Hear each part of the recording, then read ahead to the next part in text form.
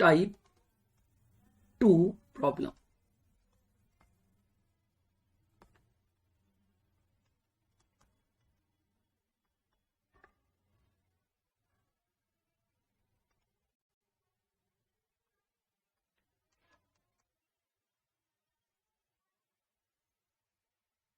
Transfer price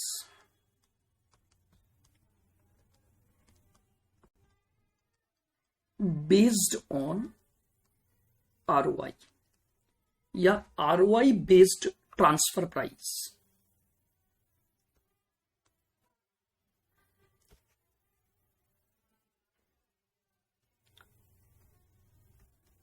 ROI का मतलब क्या होता है? Return on investment.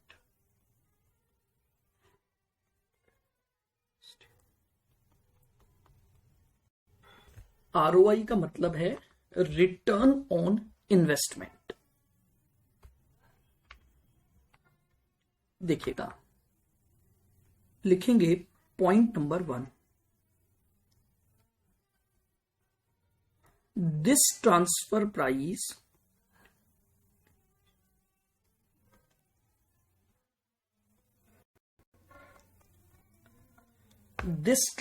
Price is useful या is suitable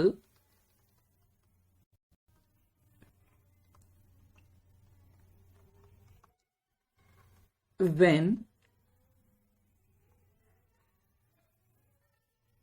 supplying division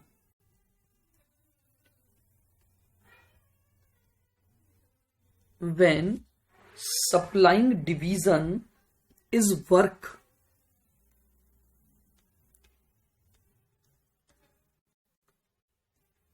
as an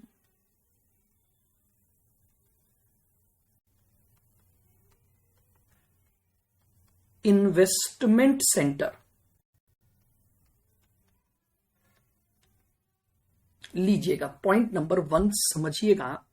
ये ट्रांसफर प्राइस तभी सुटेबल होगी, यानी हम तभी यूज करेंगे जब सप्लाइंग डिवीजन मतलब जो डिवीजन गुड्स सप्लाई कर रहा है या सर्विसेज प्रोवाइड कर रहा है वो एक इन्वेस्टमेंट सेंटर के रूप में वर्क करता हो। देखिएगा,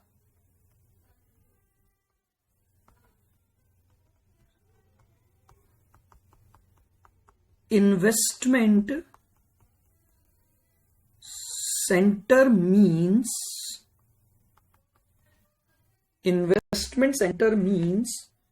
division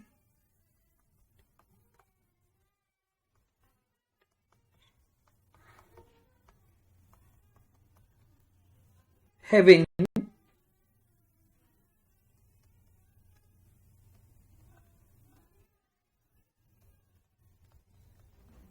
huge amount of capital investment, capital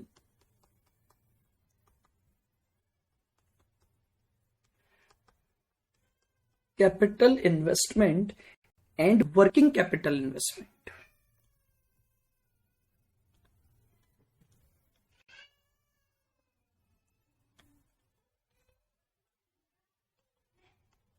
working capital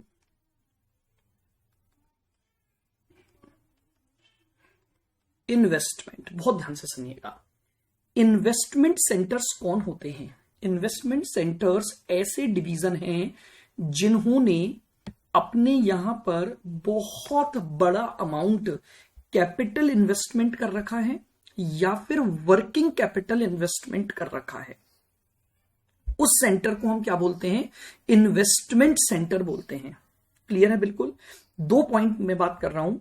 एक तो ये जो ROI बेस्ड ट्रांसफर प्राइस है ये तब अप्लाई होगी जब जो सप्लाइंग डिवीजन है वो इन्वेस्टमेंट सेंटर के रूप में वर्क करेगा।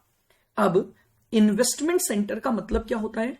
एक ऐसा डिवीजन या एक ऐसा सेंटर जिसने बहुत हैवी अमाउंट क्या कर रखा है, कैपिटल इन्वेस्टमेंट कर रखा है, या फिर जिसके पास बहुत सारा वर्किंग कैपिटल इन्वेस्टमेंट है, उस सेंटर को हम क्या बोलते हैं, इन्वेस्टमेंट सेंटर बोलते हैं। देखिएगा इसका मतलब क्या है इन्वेस्टमेंट सेंटर का। ये एक कंपनी है, मान लेते हैं एक्स लिमिटेड।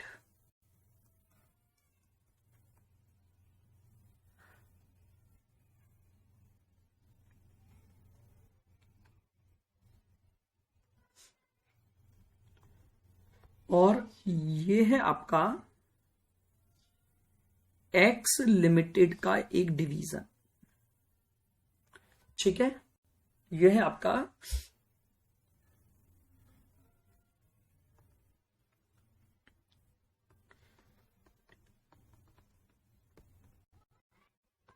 Division A. ठीक है, और इसी एक्स लिमिटेड का ये एक और डिवीजन है।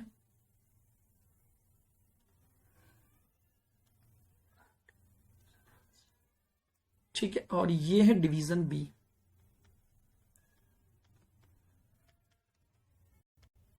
ये है डिवीजन बी।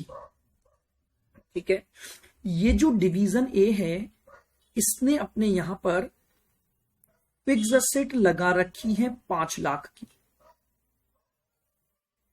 ठीक है, और वर्किंग कैपिटल जो है वो इस डिवीजन में है 3 लाख की। ठीक है, ये जो एक्स लिमिटेड है इसमें 2 डिवीजन वर्क कर रहे हैं, डिवीजन ए और डिवीजन बी।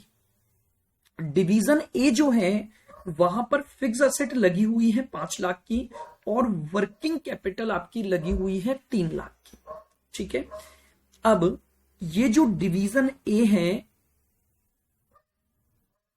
ये गुड्स ट्रांसफर करता है डिवीजन बी को।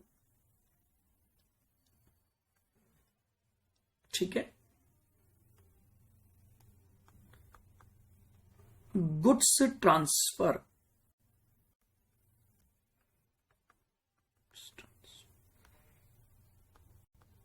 टू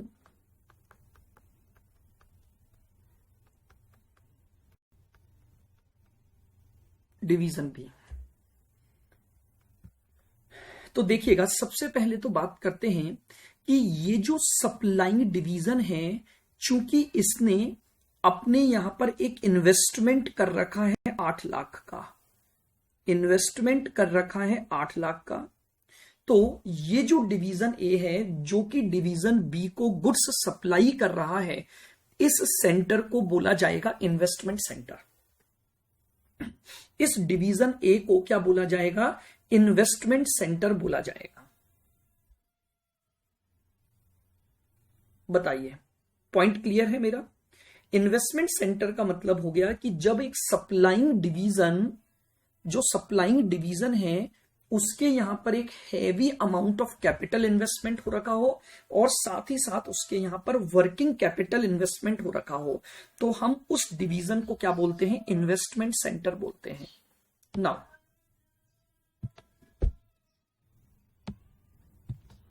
लिखेंगे next point.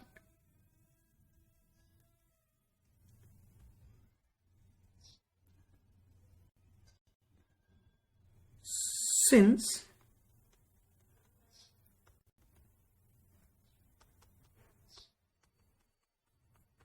investment center, since investment center block its money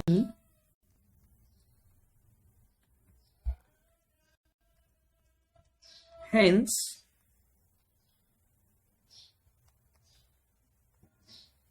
it want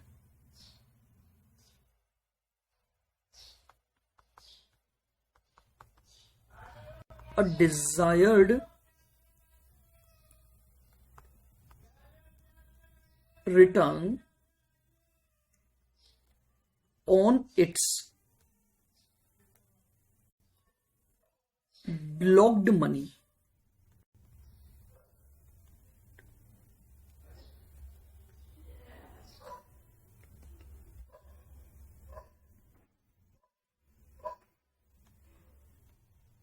as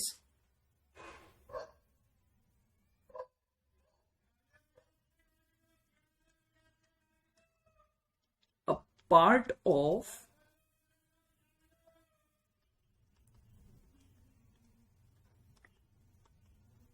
transfer price.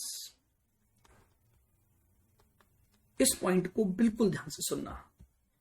देखिएगा, ये डिवीजन जो है, डिवीजन ए, इसने अपने 8 लाख रुपए ब्लॉक कर रखे हैं। इसने अपने 8 लाख रुपए ब्लॉक कर रखे हैं। तो अब ये क्या चाहेगा कि यार अगर मैं ये मनी यहां ब्लॉक न करता, अगर मैं ये मनी यहां ब्लॉक न करता, तो मैं इस 8 लाख पर एक रिटर्न कमा सकता था। मार्केट में इस 8 लाख को इन्वेस्ट करके मैं क्या कर सकता था, एक रिटर्न कमा सकता था। तो ये जो इन्वेस्टमेंट सेंटर्स हैं, ये क्या चाहता है कि भैया मैंने अपनी जो मनी ब्लॉक कर दी है, मैंने अपनी जो मनी ब्लॉक कर दी है, उस मनी पर मुझे एक डिजायर्ड रिटर्न मिलनी चाहिए। और वो डिजायर्ड रिटर्न मेरी ट्रांसफर प्राइस का, यानी जो प्राइस में डिवीजन बी से चार्ज करूंगा, उसका हिस्सा होनी चाहिए। उसका क्या होनी चाहिए? हिस्सा होनी चाहिए। बोलिए, क्लियर है बिल्कुल ये पॉइंट? तो जो इन्वेस्टमेंट सेंटर है, वो एक बहुत सिंपल सी बात बोलता है कि भैया मैंने अपनी कुछ मनी ब्लॉक कर दी है, तो अगर मैं ये मनी ब्लॉक ना करता तो मैं इस मनी पर एक रिटर्न कमा सकता था। तो कोई बात नहीं, अब आप मुझे वो जो रिटर्न है वो as a part of transfer price क्या कर दो, दिला दो। क्लियर बिल्कुल?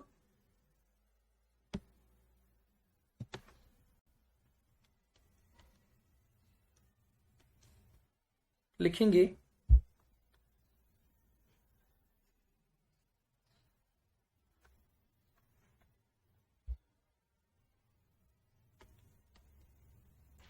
for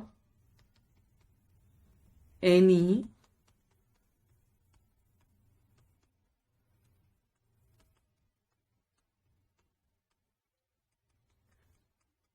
investment center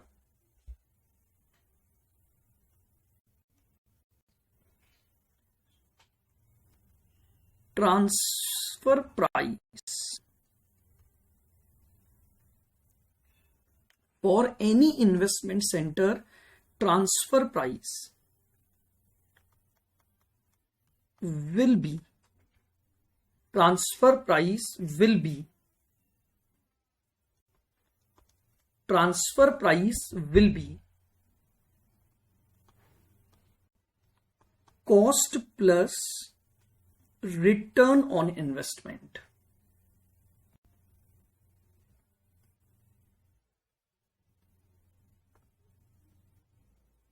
लीजिए, अगर मुझे किसी भी इन्वेस्टमेंट सेंटर के लिए ट्रांसफर प्राइस कैलकुलेट करनी है, तो ट्रांसफर प्राइस कैसे निकाली जाएगी?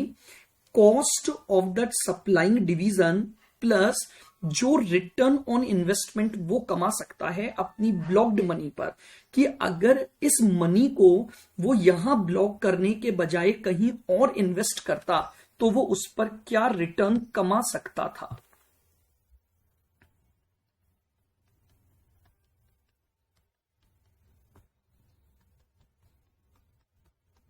Statement of transfer price,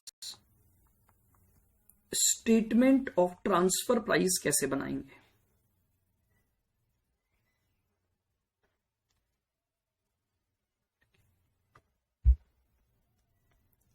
variable cost of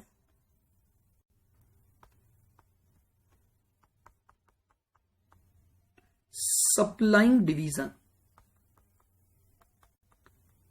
जो भी सप्लाइंग डिवीजन की वेरिएबल कॉस्ट है मैं वो ले लूंगा। Fix cost of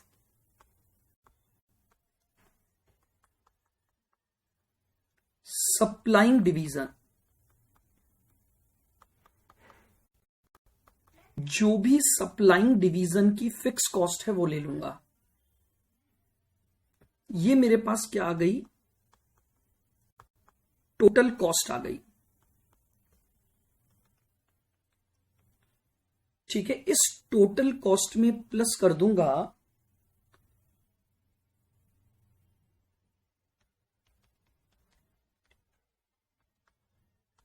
return on investment.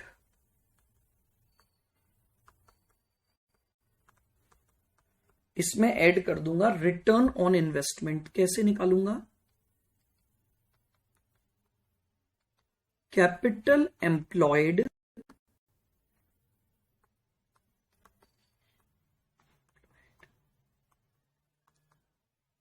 Into ROI। ये मैं रिटर्न ऑन इन्वेस्टमेंट इसमें प्लस कर दूंगा।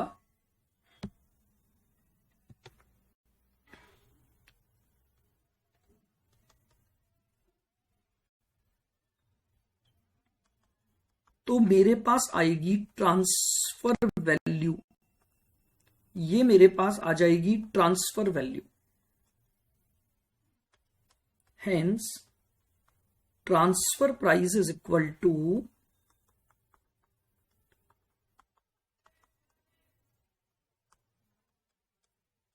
ट्रांसफर वैल्यू डिवाइडेड बाय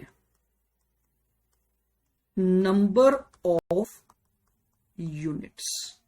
तो ये मेरे पास क्या आ जाएगी, ट्रांसफर प्राइस कैलकुलेट हो जाएगी। बताइए, क्लियर है बिल्कुल। अगर मुझे किसी भी इन्वेस्टमेंट सेंटर के लिए ट्रांसफर प्राइस निकालनी है तो मैं सप्लाइंग डिवीजन में जितनी कॉस्ट इनकर्ड होगी वो ले लूंगा, और प्लस उसने जो भी इन्वेस्टमेंट कर रखा है, कैपिटल एम्प्लॉयड है उसका, उस पर मल्टीप्लाई कर दूंगा किससे, एक डिजायर्ड रेट ऑफ रिटर्न से। तो मेरे पास जो है वो ट्रांसफर वैल्यू आ जाएगी। फिर उस वैल्यू को डिवाइड कर दूंगा जितनी नंबर ऑफ यूनिट्स में ट्रांसफर कर रहा हूं, तो मेरे पास पर यूनिट की ट्रांसफर प्राइस आ जाएगी। चलिएगा, एक एग्जाम्पल से इस बात को हम समझते हैं। लिखेंगे example,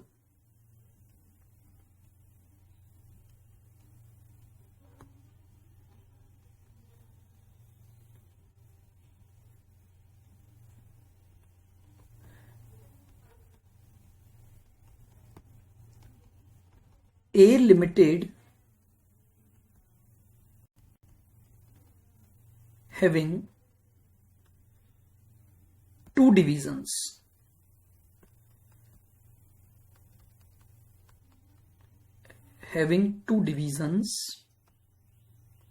X and Y.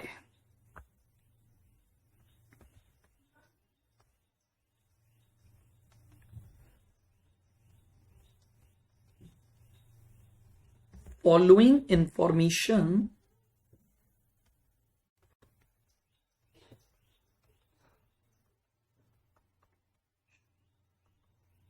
are provided.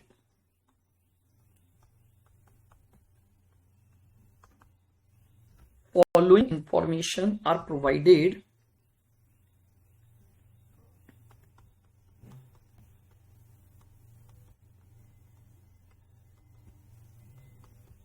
in respect of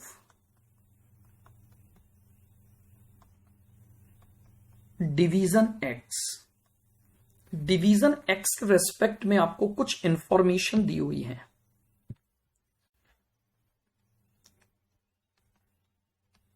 number of units transferred,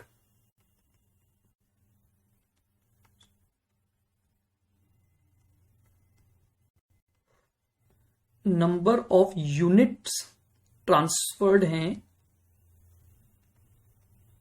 2 lakh.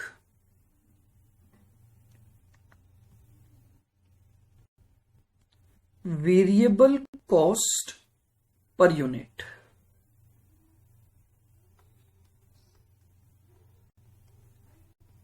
₹8,00,000। Fix cost ₹4,50,000।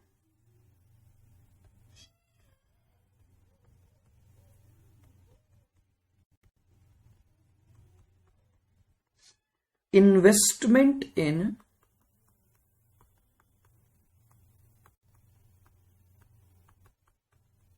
Fixed assets,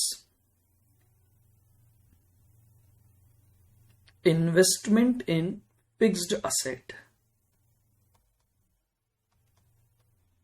₹6,00,000।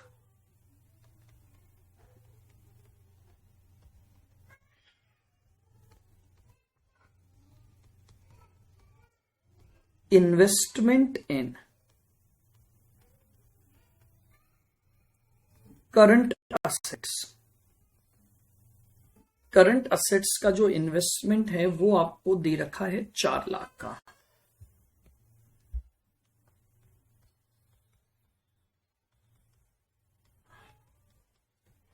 Desired ROI 15%। जो डिवीजन एक्स है वो अपनी ब्लॉक्ड मनी पर जो आरओआई यानी रिटर्न चाहता है वो रिटर्न आपकी है 15%।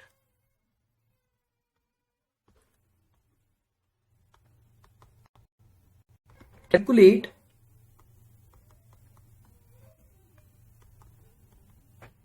Transfer price, calculate transfer price. लीजिए हम ट्रांसफर प्राइस कैलकुलेट करेंगे। सभी जन एग्जांपल कॉपी कर लेंगे। दो डिवीजन है एक्स और वाई, और एक्स डिवीजन ने अपना कुछ डेटा शेयर किया है। कितनी यूनिट आप ट्रांसफर कर रहे हो? 2,00,000 unit. Variable cost sorry per unit है आपकी ये,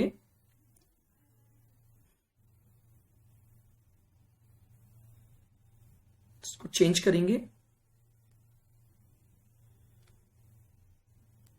variable cost per unit ₹8। Fix cost इतने रुपए हैं। ठीक है, ये आपको मैंने थोड़ा सा डेटा गलत दे दिया है, आप चेंज कर लेंगे। वेरिएबल कॉस्ट पर यूनिट आपको दी हुई है ₹8। चलिएगा अब हमें क्या निकालनी है? ट्रांसफर प्राइस कैलकुलेट करनी है। लिख लिया सभी जनों ने एग्जांपल? आइए सॉल्यूशन बात करते हैं।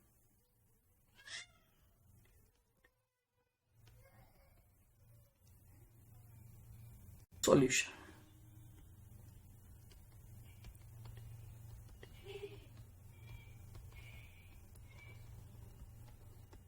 Statement of transfer price.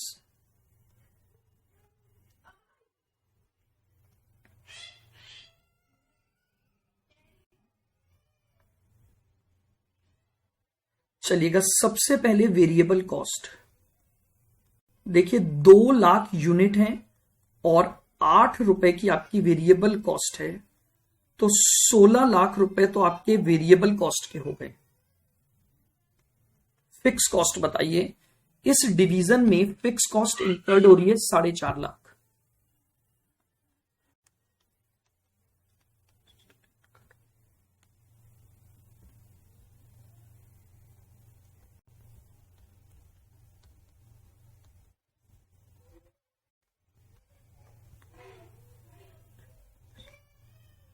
ये आपके पास आ गई total cost 20,50,000।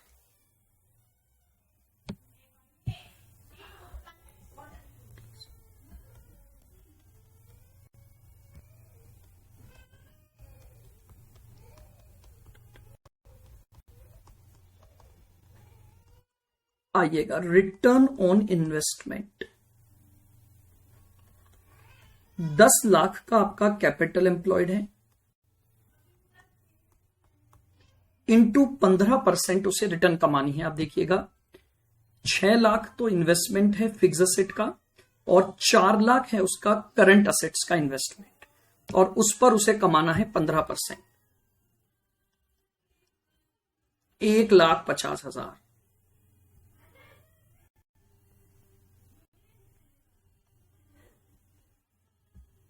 22 lakh.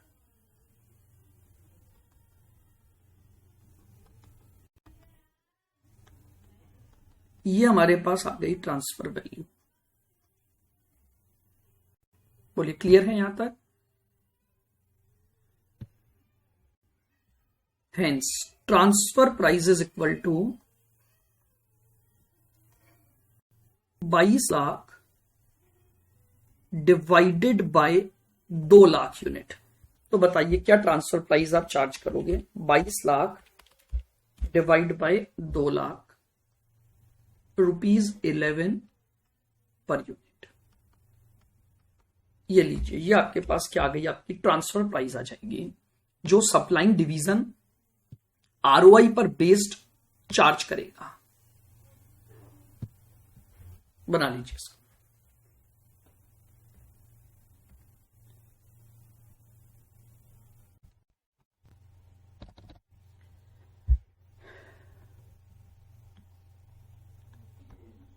Question number 26,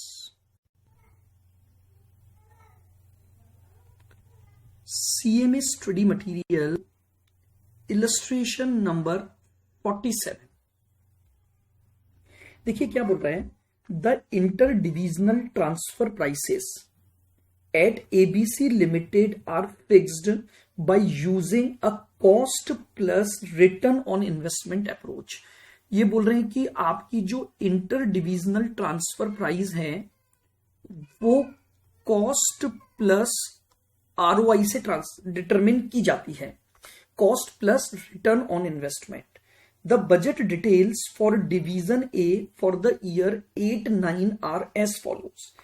fix asset का इन्वेस्टमेंट दे रखा है 5 लाख। करंट असेट्स ब्रैकेट में लिखेंगे other than debtors, current assets bracket में लिखेंगे अदर देन डेटर्स 3 लाख हैं, और डेटर्स आपको सेपरेटली दिए हुए हैं 2 लाख। एनुअल फिक्स कॉस्ट है 8 lakh. Variable cost per unit of the product आपको दे रखी है 10 रुपए। यूनिट्स हैं 4 लाख। डिजायर्ड आरओआई आपकी है 28%। आपको ट्रांसफर प्राइस कैलकुलेट करनी है।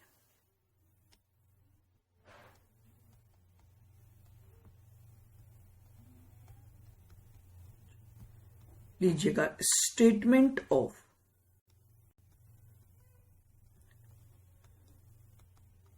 ट्रांसफर प्राइस, ट्रांसफर प्राइस निकालेंगे।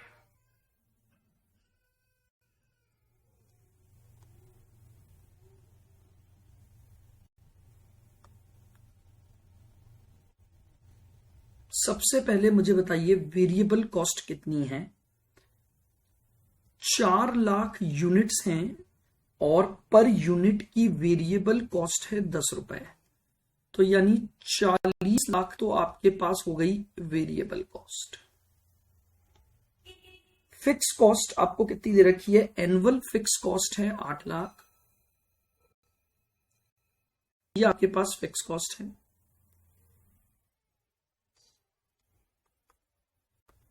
हमारे पास आ गई total cost 48 lakh plus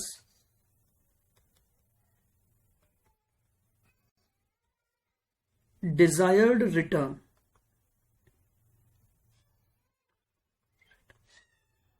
on investment, desired return on investment. आपको जो रिटर्न कमानी है तो आपका कैपिटल एम्प्लॉयड है 10 लाख का, 5 लाख की फिक्स असेट और 5 लाख की करंट असेट्स। तो आपका जो कैपिटल एम्प्लॉयड है 10 लाख, उस पर 28% आप रिटर्न कमाना चाहते हैं, तो 2,80,000 रिटर्न आ गए।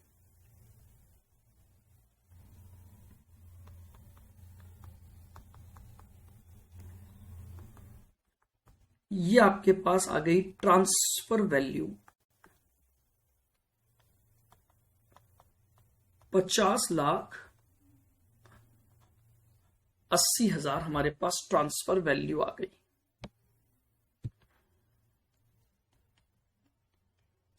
Transfer price is equal to 50,80,000 की ट्रांसफर वैल्यू और divided by 4 lakh units. 50,80,000 divided by 4 lakh, तो ये लीजिए आपकी ट्रांसफर 12.70 पर यूनिट। ये आपके पास क्या आ जाएगी, ट्रांसफर प्राइस आ जाएगी।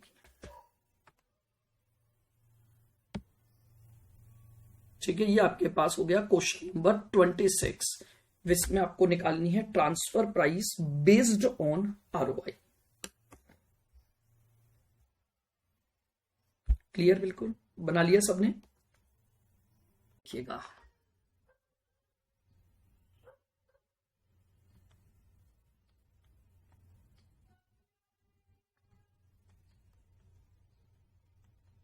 Acceptance of offer, acceptance of offer at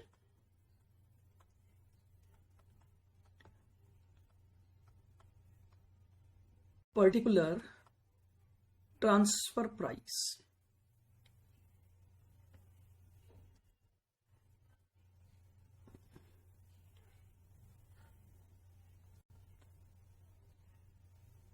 ध्यान से देखिएगा, acceptance of offer at a particular transfer price।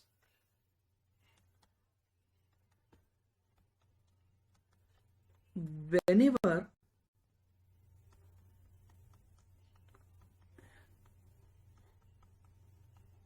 investment center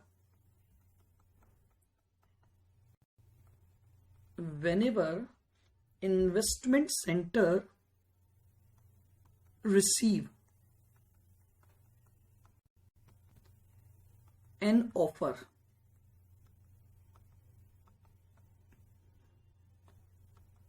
from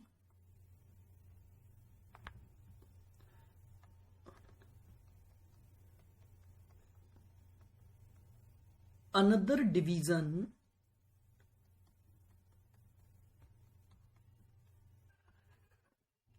whenever investment center receive an offer from another division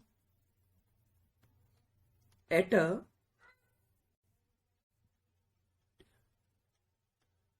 particular transfer price, at a particular transfer price, then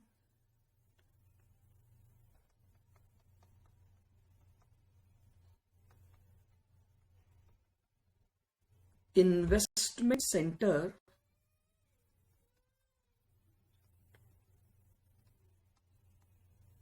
must decide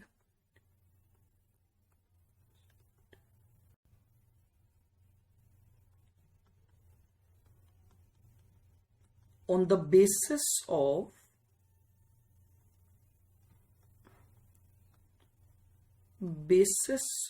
ROI। देखिएगा, मान लीजिए कि आपका एक division जो है वो investment centre है, ठीक है। अब उसे इन्वेस्टमेंट सेंटर से को जो इन्वेस्टमेंट सेंटर है उसको दूसरे डिवीजन से एक ऑफर आया है कि भाई तुम हमें इस पर्टिकुलर ट्रांसफर प्राइस पर क्या कर दो, यूनिट ट्रांसफर कर दो। तो अब हमें यह देखना है कि क्या उस इन्वेस्टमेंट सेंटर को वो उस गिवन ट्रांसफर प्राइस पर ऑफर को एक्सेप्ट करना चाहिए या नहीं करना चाहिए। तो जो इन्वेस्टमेंट सेंटर है वो अपना डिसीजन किसके बेसिस पर लेंगे, आरओआई के बेसिस पर लेंगे।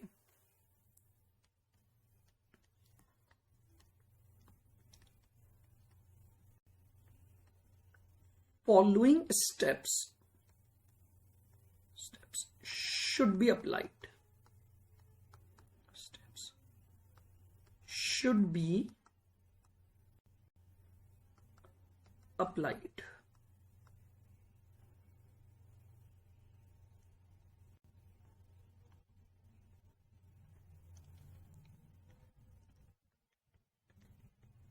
Step 1.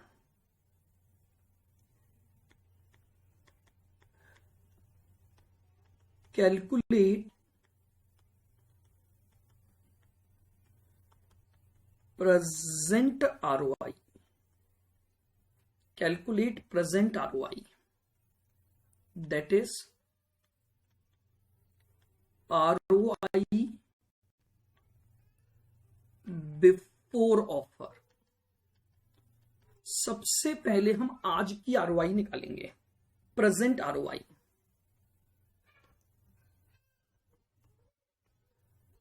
सेल्स रेवेन्यू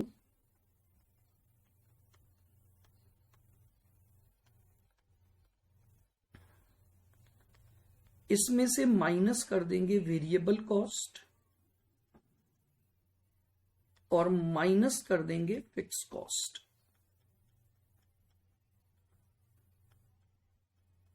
ये दोनों जब आप माइनस करोगे तो आपके पास आएगा profit.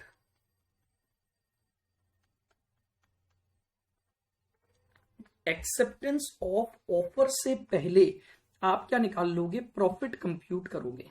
And then ROI is equal to profits divided by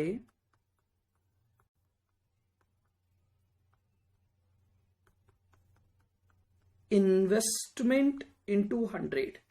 तो ये आपके पास क्या आ जाएगी, बिफोर ऑफर आपके पास ROI आ जाएगी.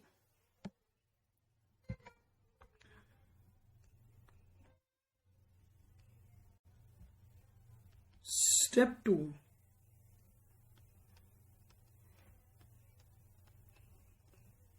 Calculate ROI after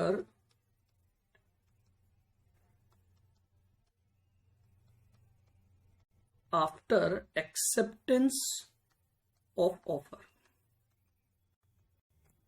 ये उसके बाद हम दोबारा एक ROI निकालेंगे, लेकिन ये ROI आप निकालोगे after the acceptance of offer. Step 3. If ROI increases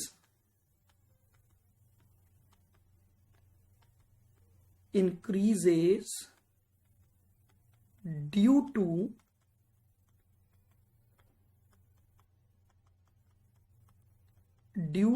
acceptance of offer. If ROI increases due to acceptance of offer, offer should be accepted. Offer should be accepted. ये लीजिए, यानी बहुत बेसिक सी बातें हो गई हमारे पास. अगर इन्वेस्टमेंट सेंटर को कोई ऑफर मिला है कि भाई आप इस पर्टिकुलर ट्रांसफर प्राइस पर गुड्स ट्रांसफर करोगे या नहीं करोगे, तो हमें कुछ नहीं करना. पहले ऑफर से पहले की हम ROI कैलकुलेट कर लेंगे, फिर हम ऑफर के एक्सेप्ट के बाद की ROI कैलकुलेट कर लेंगे. और अगर ये ROI ऑफर की वजह से इंक्रीज हो रही है तो हम बोलेंगे कि ऑफर को हमें क्या कर लेना चाहिए, एक्सेप्ट कर लेना चाहिए.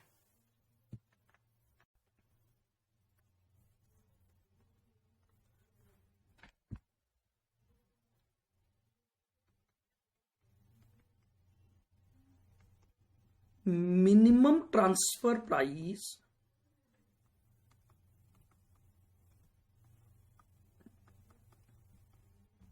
Minimum transfer price based on ROI. लीजिए,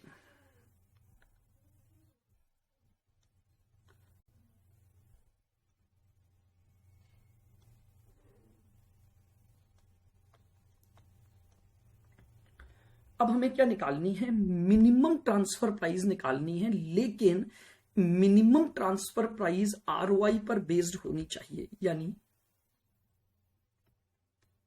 if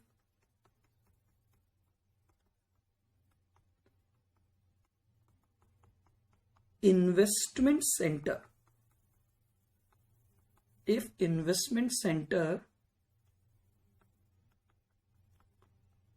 wants to quote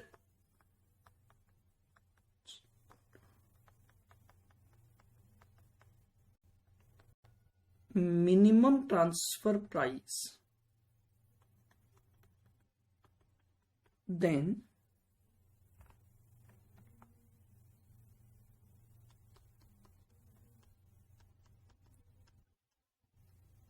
it should be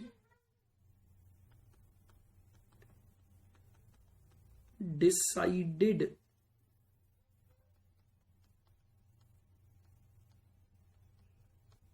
in such a manner. It should be decided in such a manner that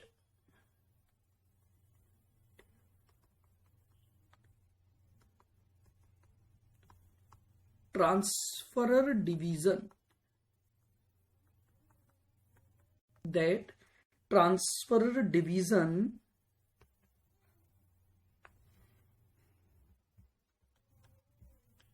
is able to earn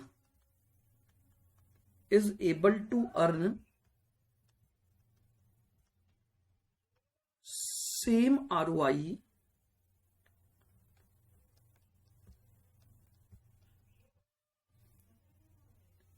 it can earn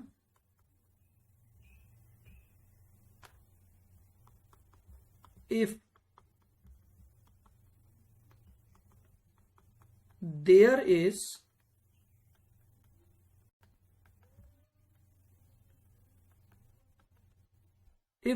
is no transfer of goods.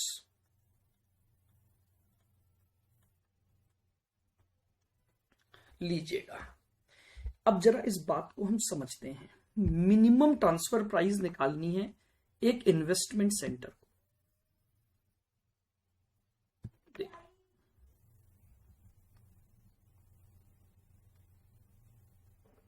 ये एक company है x limited,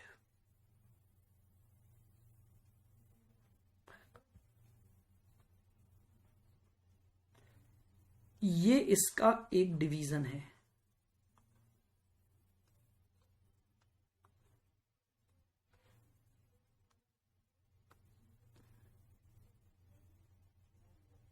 और ये इसका एक और division है।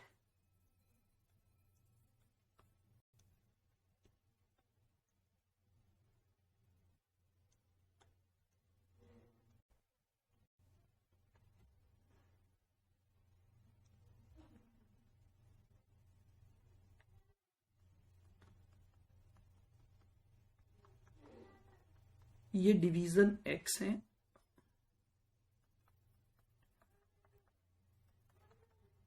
और ये डिवीजन वाई है। ठीक है, अब हमें क्या करना है? डिवीजन एक्स को, ये डिवीजन वाई को एक मिनिमम ट्रांसफर प्राइस कोट करनी है। डिवीजन एक्स को डिवीजन वाई को क्या करनी है?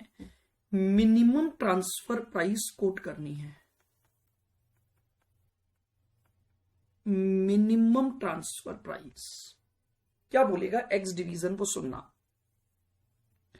देखिए, एक्स डिवीजन क्या बोलेगा कि मैं, अगर ध्यान से सुनोगे मेरी बात को, डिवीजन एक्स क्या बोल रहा है?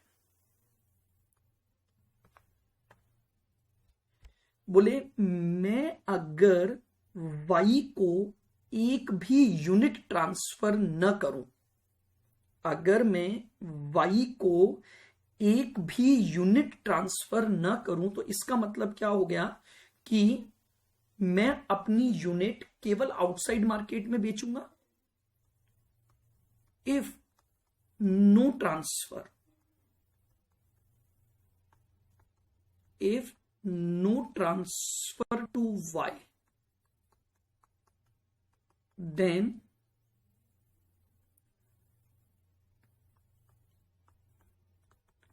x can able to sell in outside market. मेरी यहां तक की बात समझ में आ गई। डिवीजन एक्स क्या बोल रहा है कि अगर मैं तुम्हें एक भी यूनिट न दूं तो इसका मतलब मैं केवल और केवल आउटसाइड मार्केट में बेच पाऊंगा। अब आउटसाइड मार्केट में बेचूंगा तो मान लो मैं आरओआई कमा रहा हूं 20%। यानी अगर मैं वाई डिवीजन को एक भी यूनिट न दूं तो भी मैं मिनिमम से मिनिमम 20% की आरओआई कमा रहा हूं। चलिएगा, अब अगर मैं वाई डिवीजन को कोई भी यूनिट देता हूं तो मुझे प्रॉफिट नहीं कमाना है, क्योंकि मुझे मिनिमम ट्रांसफर प्राइस चाहिए। तो मतलब एक तरह से ये बोलूंगा कि मैं अगर तुम्हें कोई भी यूनिट देता हूं तो एटलीस्ट मुझे अपनी आरओआई 20% तो मेंटेन रखनी है ना। अभी मैं केवल मार्केट में बेच के 20 कमा रहा हूं, अब मैं मार्केट में बेचने के साथ साथ तुम्हें भी दूंगा, मार्केट में बेचने के साथ साथ तुम्हें भी दूंगा, तो मैं कम से कम ये तो चाहूंगा ना कि मैं तुम्हें देने से पहले मिनिमम 20% कमा रहा था, तो मैं अब भी वो 20% तो एटलीस्ट कमाऊं। तो ट्रांसफर प्राइस इस तरीके से डिसाइड होनी चाहिए कि आप अपनी present ROI, if there is no transfer, आप उसको मेंटेन कर पाओ। बताइए, क्या मेरी ये बात समझ आ गई? बिल्कुल, वापस से सुन लेना। मिनिमम ट्रांसफर प्राइस निकालनी है तो डिवीजन एक्स क्या बोल रहा है? वो बोल रहा है कि अगर मैं तुम्हें एक भी यूनिट न दूं तो भी मैं 20% कमा सकता हूं मार्केट से। तो अब मार्केट के साथ साथ मैं तुम्हें भी दूंगा तो भले ही मेरी आरओआई बढ़े नहीं, क्योंकि बढ़ी तो प्रॉफिट हो जाएगा, बट मुझे तो मिनिमम चाहिए। तो इसका मतलब ये हो गया कि मैं तुम्हें एक ऐसी प्राइस पर देने को एग्री हो जाऊंगा कि एटलीस्ट मेरी 20% आरओआई तो मेंटेन होगी। इसको निकालेंगे कैसे, आइएगा।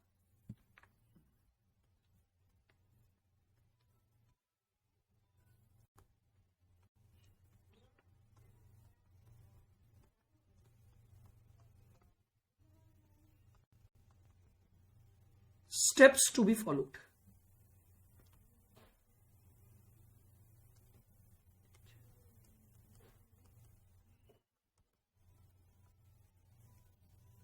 Step 1.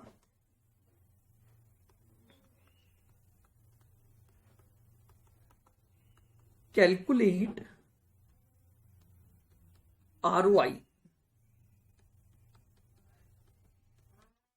if there is no transfer.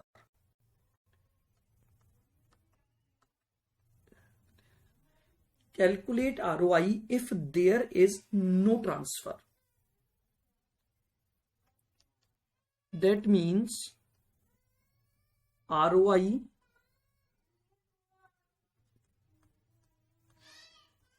due to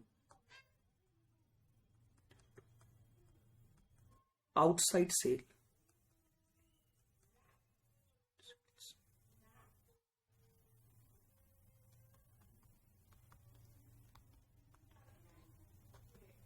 Then step 2.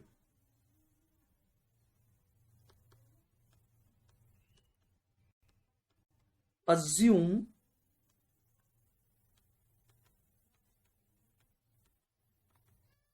Transfer price, assume transfer price as X and calculate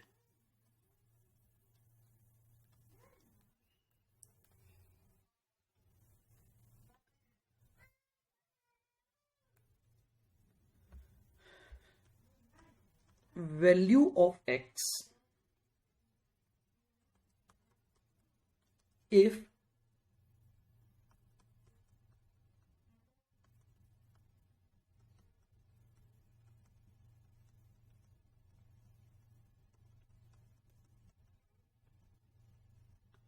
investment center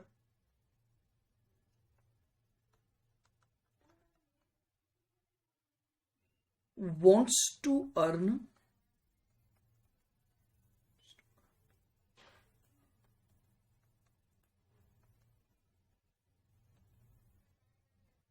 minimum ROI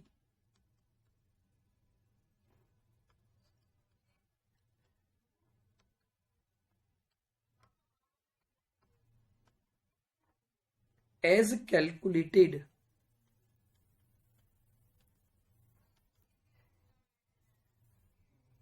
in step 1। लीजिए, अब हमने जो आरओआई निकाली है स्टेप 1 में, हम उस आरओआई को मिनिमम आरओआई रखते हुए ट्रांसफर प्राइस को एक्स मानेंगे और उसकी इक्वेशन बनाकर हम उस एक्स की वैल्यू निकाल लेंगे कि हमें ये ट्रांसफर प्राइस मेंटेन करनी होगी। ये आई आपके पास minimum transfer price based on ROI. Clear? बिल्कुल। पहले आज की आरओआई निकाल लो if there is no internal transfer, यानी अगर वो डिवीजन एक भी यूनिट ट्रांसफर ना करे, केवल और केवल आउटसाइड मार्केट में बेचे, तो वो क्या आरओआई कमा सकता है।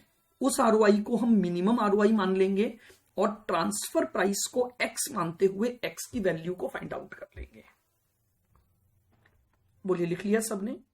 तो ये आपके पास आरओआई पर बेस्ड मिनिमम ट्रांसफर प्राइस की कैलकुलेशन है।